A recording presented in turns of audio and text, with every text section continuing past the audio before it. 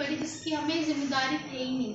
मतलब हमारी कोई गलती नहीं थी जिसकी वजह से हम सारे इंडियन अदर कंट्रीज़ के बच्चे वो सिचुएशन, इतनी बुरी सिचुएशन झेल रहे थे, वो भी सिर्फ 2 कंट्रियों के बीच की लड़ाई की वजह से। मतलब इतना स्ट्रगल शायद ही हम में से किसी ने किया होगा। आगे सोचा है? आगे तो बस यही सोचा है, पढ़ना है, आगे डिग्री तो लेनी है उसी कॉलेज से। अब वो कॉलेज की जिम्मेदारी है कि वो अपने पास बुलाते हैं या फिर ऑनलाइन ही करता है, वो डिपेंड करता है सिचुएशन कैसी रहती है। पहले दिन जैसी आपको जानकारी हुई थी तो उसके बाद कैसा मतलब फील हो रहा था? जिससे हमको ये सब पता चला था कि हमारे यूक्रेन की कैपिटल कीव में ऐसी डिफ़िकल्ट सिचुएशन क्रिएट हो रही है, तो हमारी इंडियन एम्बेसी से 15 to 20 डेज़ पहले एडवाइजरी आ चुकी थी कि जो लोग आना चाहते हैं अपने घर पे वो आ जाएं, उन लोगों की क्लास ऑनलाइन हो जाएगी। बट हमारी यूनिवर्सिटी ने हमको एक लाइन बोल के चुप करा दिया था कि जैसे कि हम 2014 में भी ये चीज़ हुई थी, तो आप लोग काम डाउन रहिए, नथिंग विल हैपन, कुछ नहीं होगा, आप सब लोग सेफ रहिए, अपनी पढ़ाई को कभी ऐसे डिस्टर्ब मत करिए, सब ठीक होगा। लेकिन 15-20 दिन के बाद जब कैपिटल पे कीव पे इतना भयानक हमला हुआ, तो फिर यूनिवर्सिटी वाले ने एंड में बोला कि अब चले जाइए, जब हमारे पास कुछ ऑप्शन ही नहीं था, ना फ्लाइट्स थी। वो तो इंडियन गवर्नमेंट ने 3 फ्लाइट्स अरेंज कराई। यू विल नॉट बिलीव कि वो 24 घंटे के अंदर तीनों फ्लाइट्स फुल हो चुकी थी। अब जो बच्चे रह गए थे उन लोगों को तो बहुत टफ सिचुएशन थी कि आगे क्या करना है। जैसे तैसे हमने न्यूज़ पढ़ के हमने अपने पेरेंट्स को मना कर दिया था कि इंडियन जो न्यूज़ बोल रही है आप उसे मत देखिए, क्योंकि न्यूज़ देखने से पेरेंट्स तो टेंशन में ही आते हैं। अब वहाँ जो बच्चे थे वो भी टेंशन में, अब क्या करें। तो बस जैसे तैसे हुआ, बॉर्डर पे गए, स्ट्रगल किया। कुछ बच्चे तो अभी भी फंस रहे हैं वहाँ पे, देखो अब क्या होता है। बस यही दुआ है कि सब आ जाए। आपके बैच में कितने बच्चे थे? हमारे बैच में जैसे सेकेंड कोर्स में ऑलमोस्ट 250 to 300 स्टूडेंट्स थे। अब हर ईयर में इतने अप्रॉक्सीमेट इतने स्टूडेंट्स थे, लेकिन जब मैं बॉर्डर पे थी अराउंड 2000 to 2500 स्टूडेंट्स थे, और उनमें से अभी भी कुछ फंसे हुए हैं, क्योंकि वहाँ की जो गवर्नमेंट थी वो यूक्रेनियंस को प्रायोरिटी दे रही थी कि आप लोग पहले जाइए, बाद में इंडियंस को वो अलाउ कर रही थी कि आप लोग फर्दर मूव करें, क्योंकि यूक्रेनियंस को ज़्यादा खतरा था वहाँ पे। रोमानिया से आप आई हैं तो फ्री ऑफ कॉस्ट आई हैं, भारत सरकार ने सारी सुविधा दी है, आपको अपनी तरफ से कुछ मतलब एक्सपेंस करना पड़ा? बस हमारा एक्सपेंस था अपनी सिटी से रोमानिया आने तक, बाकी सब कुछ गवर्नमेंट ने प्रोवाइड किया है, including food, transport, flight, everything. सरकार अब 4 मंत्रियों को भेज रही है, ये स्टेप पहले भी उठाया जा सकता था कि भारत सरकार जो वहाँ भयावहता है उसको मतलब भाप करके और पहले मतलब जो है सहायता करनी चाहिए थी।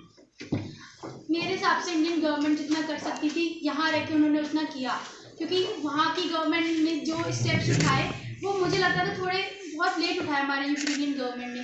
वो चाहती तो इंडियन स्टूडेंट्स को पहले अलाउ कर सकती थी कि हाँ 2 कंट्रीज़ के बीच में फाइट है तो आप लोग अपने अपने रिस्पेक्टिव कंट्रीज जा सकते हैं, बट जितना हमारी गवर्नमेंट ने किया वो मुझे ठीक लगा, मतलब जितना वो यहाँ बैठ के कर सकती थी। अब जो है सिचुएशन बहुत टफ होती जा रही है, तो शायद उन लोगों ने अब अपने जो 4 मिनिस्टर्स हैं उनको भेजा है। लगता है क्योंकि वहाँ अशांत क्षेत्र माना जाएगा, बेलारूस, क्रीमिया पे पहले ही चल रहा था, डोनेट्स्क और हाँ इन सब इलाकों में पहले ही मतलब जो है अशांत क्षेत्र था, विवाद चल रहा था। तो यूक्रेन सरकार मतलब क्या इसके लिए तैयार थी पहले से या तैयार नहीं थी, जो युद्ध की स्थिति आ गई है? मुझको जितना पता है, जितना हमारी टीचर्स और जितना हमारी टीम हमको बताया, हमने ये बेलारूस और क्रीमिया इन सब की न्यूज़ पढ़ने के बाद अपने टीचर्स को वार्न किया कि आप हम लोग को जाने क्यों नहीं दे रहे हैं, हम ये सिचुएशन क्यों झेलें, हमारे पास अभी भी मौका है कि हम अपने अपने कंट्रीज़ वापस जा सकें। लेकिन उनकी जो हमारे डीन थे उन्होंने बस एक ही लाइन बोल के हमें चुप करा दिया कि 2014 में जो हुआ था वही चीज़ होने वाली है, आप लोग अपनी स्टडीज़ को अफेक्ट मत करिए, ऑनलाइन नहीं होगी।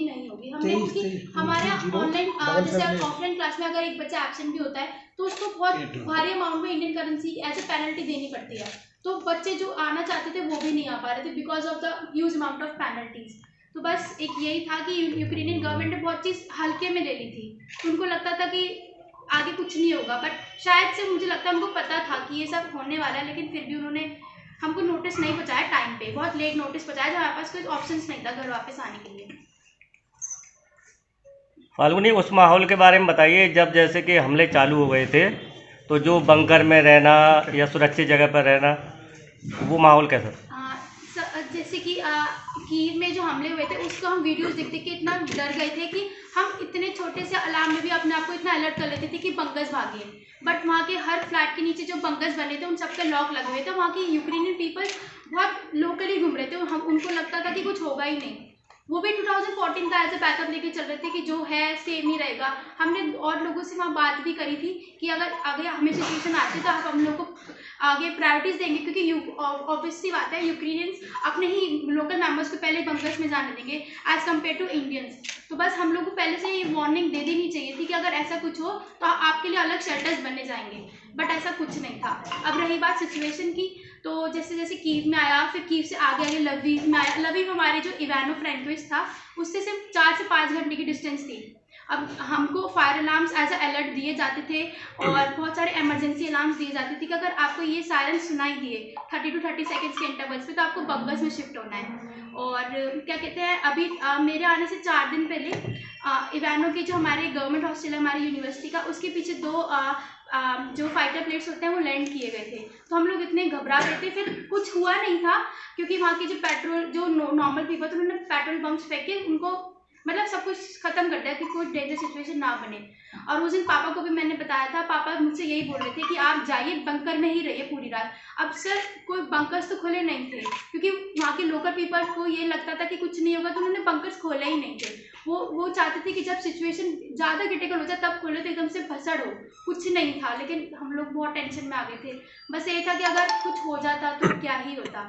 फिर जैसे जैसे सिचुएशन गड़बड़ होती गई, जो हमारे कॉन्ट्रैक्टर थे मिस्टर मशरूर अहमद, उन्होंने हमारे लिए बसेस कराई।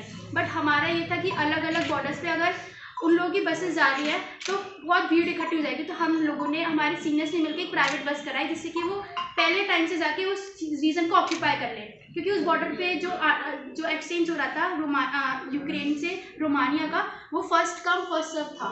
तो हमने ये था कि अगर हम पहले चले जाते तो हमको, लेकिन हमारे से पहले हज़ारों 2,000 की भीड़ लगी हुई थी। बस उसको ही देख के हमारे क्या ही बोलूँ मैं, बहुत बहुत डेंजरस सिचुएशन थी। वहाँ बच्चे इतने फंस गए थे। और वहाँ पे जैसे मैंने आपको पहले बताया कि यूक्रेनियंस को पहले प्रायोरिटी दी जा रही थी, वहाँ नाइजीरियंस भी थे, हर कंट्री के लोग थे। जो पोलैंड में फंसे थे वो भी रोमानिया के उस नारे थे, क्योंकि पोलैंड पे इतनी भीड़, अलग अलग बॉर्डर्स पे बहुत बहुत भीड़ थी, क्योंकि गवर्नमेंट ने इतनी लेट बताया। मैंने आपको पहले बताया ना, जैसे उनको पहले नोटिस दे देना चाहिए था इस बात का, फिर एकदम से सारी भीड़ हुई और जिस वजह से इतना सब मैस हो गया। अच्छा, यूक्रेन से रोमानिया पहुंचने तक आपने क्या क्या परेशानी झेली? यूक्रेन से रोमानिया तक पहुंचने के समय क्या क्या परेशानी झेली? हम अपने बस से रोमानिया के बॉर्डर से 7 किलोमीटर पहले उतारते थे हमने बस को। तो हमने पूरा लगेज हमको सर ने मैम ने बोला था कि अपनी बुक्स छोड़ जाइए। आपको भी पता है एमबीबीएस में बुक्स का कितना बड़ा महत्व होता है। बुक्स को छोड़ के हमने सिर्फ अपने 2 पेयर्स कपड़े, थोड़ा खाना, पानी की बोतल लेके हम चले गए। फिर हमको 7 किलोमीटर उस बॉर्डर पे पहुंचना पड़ा। बस ने हमको 7-8 किलोमीटर पहले उतार दिया था। फिर हम इतना ट्रैवल करके वॉकिंग डिस्टेंस पे चले गए। फिर वहाँ पे टेम्परेचर सुबह इतना नहीं था, अप्रॉक्स 6 to 7 डिग्री सेल्सियस था, बट रात में आते आते -4 -5। वहाँ पे अरेंजमेंट भी, मैं आप बुरा ना माने तो इंडियन गवर्नमेंट ने बस एक गलती करी थी, वहाँ शेल्टर का कुछ नहीं था। हम लोगों ने रात में, जैसे आर्मी कंटीजेंट्स के पास तो चलो शेल्टर होता है, हमारे पास कुछ नहीं था। हम लोगों ने गत्ते होता है जिसपे हमारा खाना रख के आया था, उस गत्ते को फाड़ के उस पर बैठ के, उस पर लेट के सिंपल अपनी जैकेट से वो 5-6 घंटे बिताए थे। और लाइन्स इतनी लंबी थी, हम बार बार लाइन छोड़ के अपनी अपनी जगह आ रहे थे। बस यही था कि जैसे तैसे पहुंच जाए। आप लोगों के साथ दूसरी कंट्री के बच्चे भी होंगे? नाइजीरियंस। तो जैसे आप लोग तिरंगा लेकर के आगे बढ़ रहे थे, तो तिरंगे का क्या रिस्पॉन्स मिल रहा था आपको? हमको ये एडवाइजरी आई थी एम्बेसी की, इंडियन एम्बेसी की तरफ से, कि रशियंस आपको कुछ नहीं कहेंगे अगर आप अपनी बसेस पे, अपनी ट्रैवलर ट्रांसपोर्ट पे इंडियन का फ्लैग लेके जाएंगे, क्योंकि रशियंस को हमसे क्या दिक्कत है। तो इसलिए हमको एज अ वार्निंग दी गई थी कि आप अगर फ्लैग्स नहीं लगाएंगे तो शायद हमला हो, क्योंकि वो एज एन ऑफेंस लेंगे ना उस चीज़ को। तो तिरंगा साथ में था तो कोई परेशानी नहीं आई? बढ़ते गए आप लोग? कुछ नहीं, सब कुछ क्लियर था। बॉर्डर पे भी इसका महत्व पड़ा?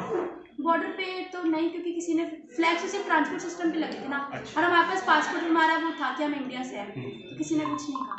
पंकज धीरज जी, आप इंडो यूक्रेन गार्जियन एसोसिएशन के कन्वीनर हैं, तो अपनी बच्ची के आने के बाद जो बच्चे और भी रह गए वहाँ पर, उनके लिए क्या प्लानिंग है? देखिए, इस Indo Ukraine medical student guardian association का रिफॉर्म जो करा गया था 14 फरवरी में करा गया था, और उसका उद्देश्य था कि जो हालत बद से बदतर होने की स्थिति हमें नजर आ रही थी पहले से ही, मैंने भी बेटी को कई बार बोला, मैंने बेटा फ्लाइट हम आपकी बुक कराने जा रहे हैं, तो वहाँ जो इन्होंने अभी सिचुएशन बताई कि जो यूनिवर्सिटी है वहाँ उन्होंने ऑफलाइन ही क्लास रखी थी और पेनल्टी की इनको बता दी थी कि पेनल्टी लगेगी, तो ये बच्चे परेशान थे कि हम जाएं ना जाएं, ये उस हालत से भी परेशान थे।